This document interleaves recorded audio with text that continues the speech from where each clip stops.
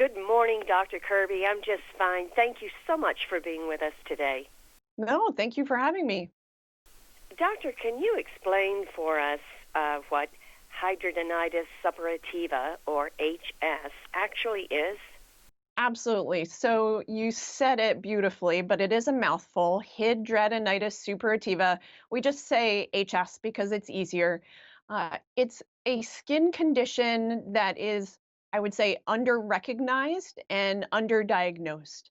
It happens in folds of the body where people get what look like pimples or ingrown hairs or even bacterial abscesses or boils. So again, it looks like other things, but it just keeps happening over and over in these folds of the body, like the underarm, the groin, or the buttock. And are there other symptoms of HS that we might recognize on ourselves? So, besides being visible with those pink bumps or deep boils, these are painful, is the number one thing that all of the people I treat talk about. It's the pain, and it's unexpected, and it changes what you can do with your life in that day or that week.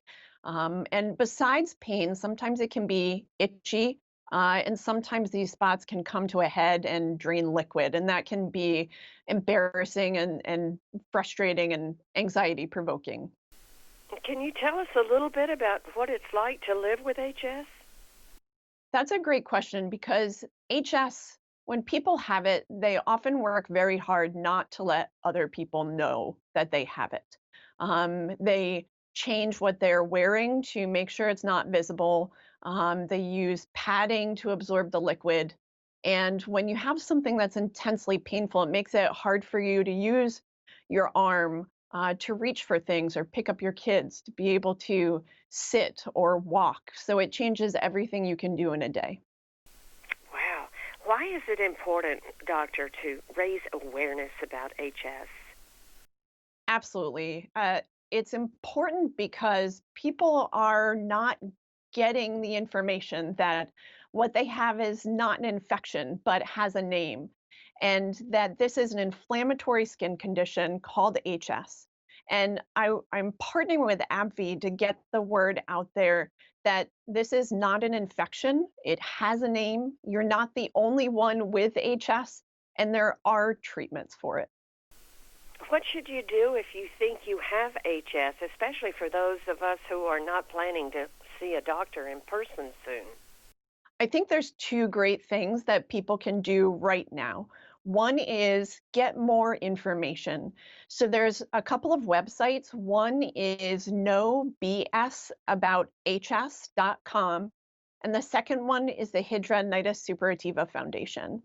So more information will help you to go into a visit, whether that's a telehealth visit where you're video conferencing with your provider or an in-person visit. Both, you'll be able to show people pictures of the lesions that you've had before and tell them more information that this isn't the first time or maybe even the sixth time that this has been going on for months or even years. And between the story and what they see on the skin, they will be able to give you more information. Wonderful. All right. Well, just, for the sake of repeating, my last question for you was, what resources are available to help patients, and how can patients get help beyond the doctor's office? But you certainly addressed that. You might want to say one more time the website. Absolutely. Thanks. The website is nobsaboutHS.com. Wonderful. Thank you so much, Dr. Kirby. This is a very unusual and quite a novel medical condition that maybe we didn't put a name to. So thank you for enlightening us on that. Thank you for helping us get the word out. Thank you.